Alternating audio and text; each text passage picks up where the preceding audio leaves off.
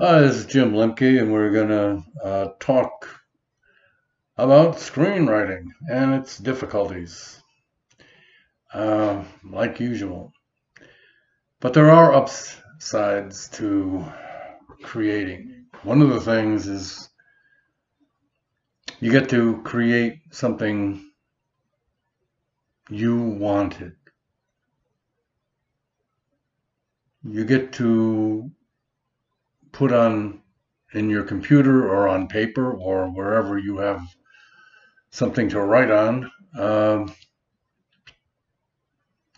things that are in your mind, creating characters, scenes, whether it's horror films or documentary or just drama or anything that you want, anything that's interesting to you, you can do it. And if you really want to, get an inexpensive camera, get some actors that you might know, and say, "Hey, how would you like to just make a movie? Something I wrote,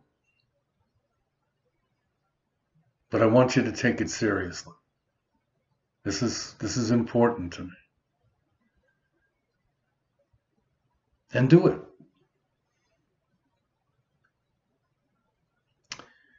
It's not always that simple, but it's a start. And then you find somebody that, or you have the equipment, either one that you can edit.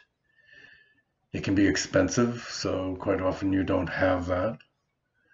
Um, if you're close to a tech school, sometimes students will help you out. You know, they know a lot more than most people about how to do things really cheap. With AI, sometimes you can do things in your film that um, were only done by professionals. I personally don't know much about AI, so I'm a newbie on that stuff. I think everybody is, but I really am. I don't know much about AI, but apparently it can be used for quite a few things. Don't use it to replace actors.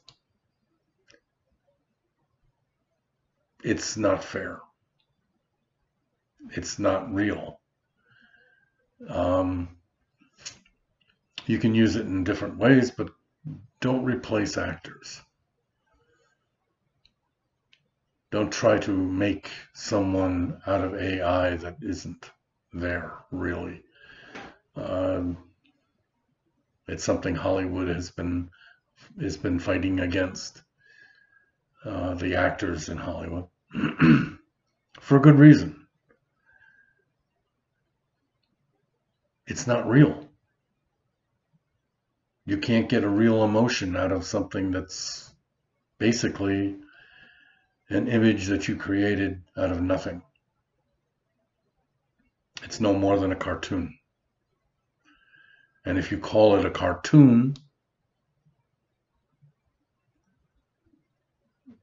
uh, people will not quite understand how this is a cartoon.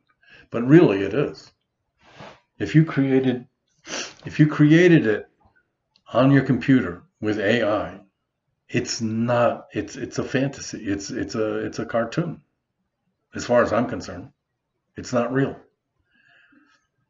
If you use it to create background, if you use it to create them into the real actors in a place that you just can't afford to put them there. That's not the same thing. They've been doing that for years with green screens and everything. They've put actors in places that they're not really there. They're not really flying. They're not really falling 70 stories off the top of a building. They created it. That's not the same thing as taking actors and saying that they're real when they're not. Of course, that's getting into production, not writing. But when you find it difficult to sell your script or sell your idea, sometimes you head for making it yourself, which is a good thing. Finding the money to make it yourself can be extremely difficult. And you also have to watch out for, and I mentioned this once before, people that are not who they say they are, or refuse to prove that they are who they say they are. You'll run into these people all the time, and they will refuse to admit that they're fakes.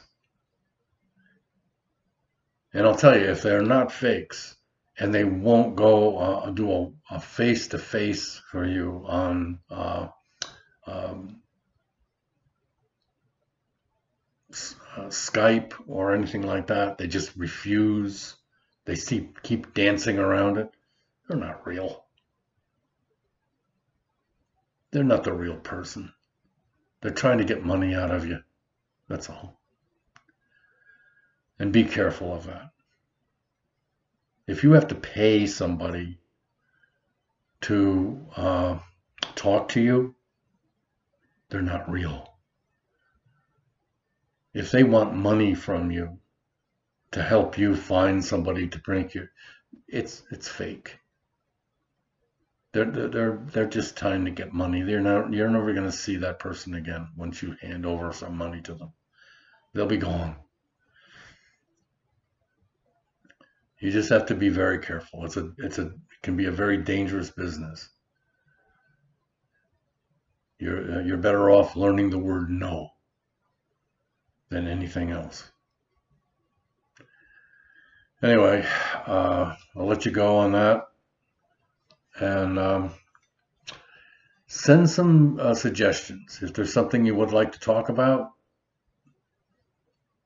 write in comments on YouTube for me. Don't write it, and if you like these, go to YouTube and like it. Not on some other site and you like it. It doesn't mean anything to YouTube if you like it on Facebook. You have to go to YouTube and like it. And if you want to subscribe, which I would appreciate if you did, subscribe to it on YouTube. And thank you very much for listening. We'll get into other things as time goes on. I will be starting another podcast on depression, something that seems to follow writers and actors and people in the creative community a lot. I don't know why, but it does. And so we will be talking that on a different podcast. But I would like suggestions on what would you like to know about? What would you like to talk about? And we'll catch you later.